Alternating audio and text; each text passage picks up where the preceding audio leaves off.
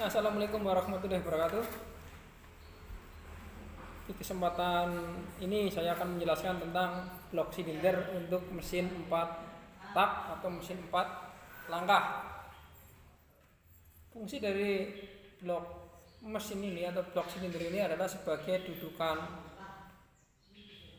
piston atau sebagai tempat pergerakan piston pada saat terjadi pembakaran. Karena ini sebagai tempat dudukan dan bergesekannya piston terus menerus, di sini sering terjadi kerusakan. Nah, perlu Anda ketahui bahwa untuk blok silinder ini biasanya terbuat dari paduan aluminium atau aluminium alloy, yaitu yang mempunyai sifat dia tahan terhadap panas dan tahan terhadap gesekan. Perbedaannya antara blok silinder antara 4 tak dengan 2 tak, biasanya kalau pada 2 tak di lubang silindernya ini ada lubang untuk saluran masuk dan saluran buang. Sedangkan pada mesin 4 tak atau 4 langkah, biasanya saluran buang dan saluran masuk bahan bakar terletak di kepala silinder. Jadi untuk blok silindernya ini dia tidak ada lubang. Dan pada blok silinder ini ada sirip-sirip, yang orang mengatakan itu sirip-sirip. Ini fungsinya untuk membantu pendinginan agar temperatur mesin tetap sesuai dengan suhu kerja. Berapa sih suhu kerjanya? Sekitar 80 sampai 90 derajat Celcius. Dengan kata lain, pada suhu 80 sampai 90 derajat Celcius, mesin akan menghasilkan tenaga yang paling maksimal. Nah, untuk blok silinder 4 tak, di sini ada lubang lagi, di sini ada lubang. Ini adalah lubang yang digunakan untuk memasang rantai kamprat atau timing chain. Yang nantinya timing chain ini untuk menggerakkan komponen atau mekanisme katup.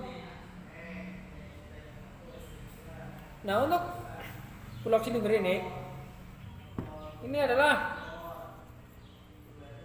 komponen ya bisa dikatakan sangat penting untuk mendapatkan performa mesin. Nah, kerusakan-kerusakan yang terjadi pada blok silinder di antaranya pertama adalah pada permukaan blok silinder bagian atas dan juga pada lubang silinder ini. Nah, untuk memeriksa kerusakan itu bagaimana? Dalam memeriksa kerusakan itu kita bisa dengan dua cara, yaitu yang pertama dengan cara visual, yang kedua adalah dengan cara pemeriksaan dengan bantuan alat ukur. Untuk pemeriksaan yang menggunakan visual, dengan kita melihat, itu bisa dilihat dengan keadaan blok silinder itu sendiri. Yang pertama kita lihat permukaannya. Terlihat permukaannya, dia kira-kira masih rata atau tergores atau tidak.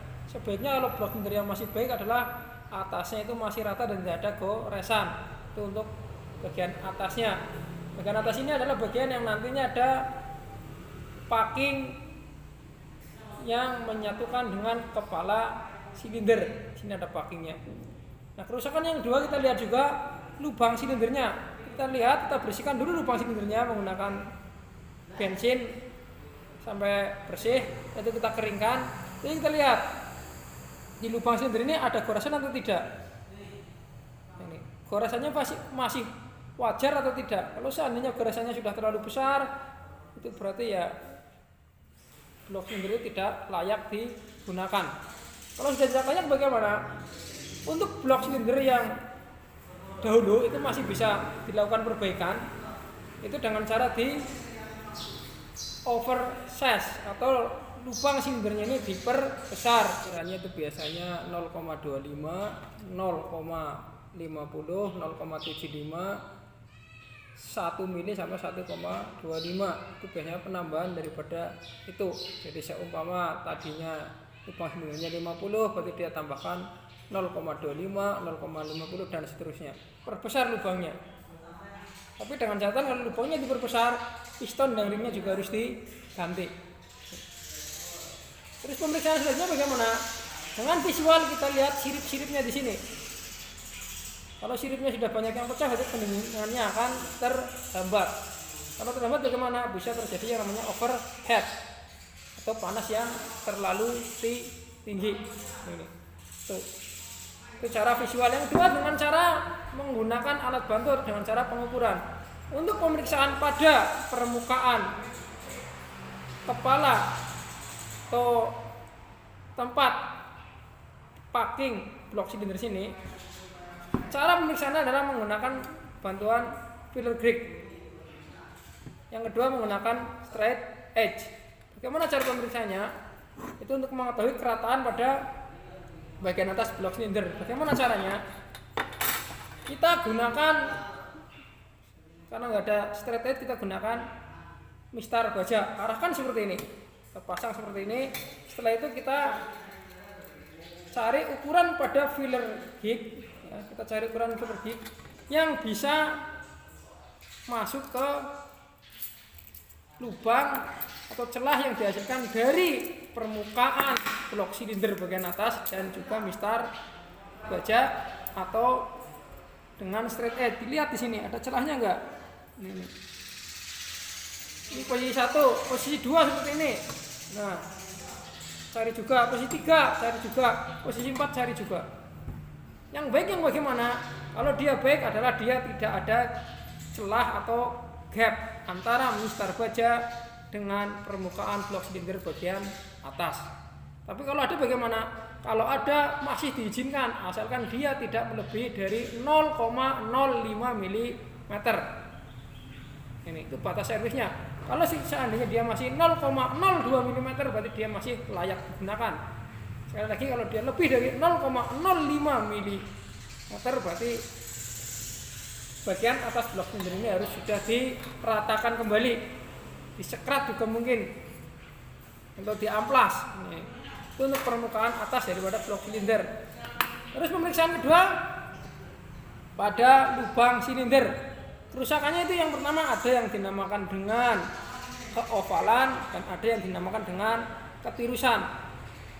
Apa yang dimaksud dengan keovalan? Keovalan adalah perbedaan antara diameter arah vertikal ataupun arah horizontal itu dia tidak sama.